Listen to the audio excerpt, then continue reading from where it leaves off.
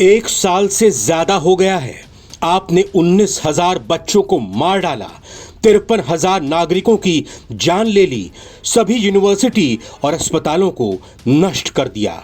और अब जब आपको कोई राजनीतिक जीत नहीं दिख रही तो आप पागल हो रहे हैं। और इसी के बाद इजराइल की संसद में हंगामा शुरू हो गया। दरअसल अरब मूल के सांसद आयमन ओधे ने गजा युद्ध के खिलाफ बोलते हुए इजरायली सरकार और बेंजामिन नेतन्याहू पर तीखा हमला बोला। उन्होंने गजा में इजराइल की कार्रवाई को बच्चों की हत्या और शिक्षा संस्थाओं की तबाही वाला बताया।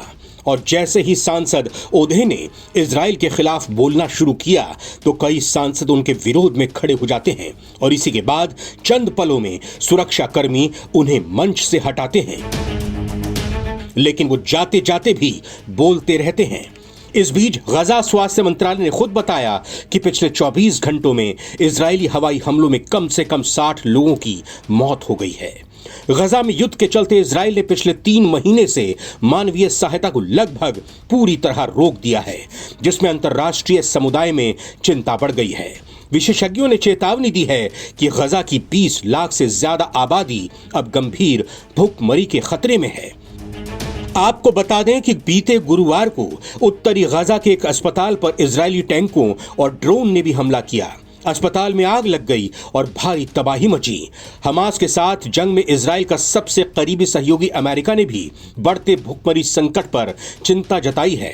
वहीं इजराइल इस बात पर अड़ा हुआ है कि जब तक हमास के कब्जे में मौजूद सभी 58 इजरायली बंधकों को रिहा नहीं किया जाता और हमास पूरी तरह से हथियारों से मुक्त नहीं होता, तब तक उसके हमले जारी रहेंगे। गजा की 75% से ज्यादा आबादी यानी करीब 17 लाख लोग अपने घरों से विस्थापित हो चुके हैं।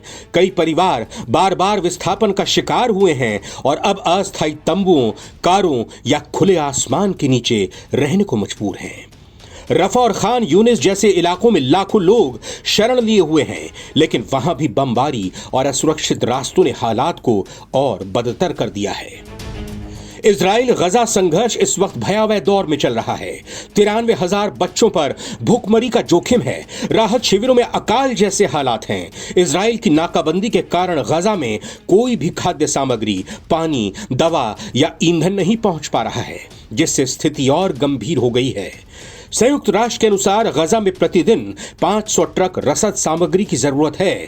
साथ ही संयुक्त राष्ट्र ने यह भी चेतावनी जारी करते हुए कहा है कि अगर तत्काल सहायता नहीं पहुंची तो अगले 48 घंटों में गजा में 14,000 बच्चे भूखमरी और बीमारियों के कारण अपनी जान गंवा सकते हैं। नवभारत टाइम्स की रिपोर्ट।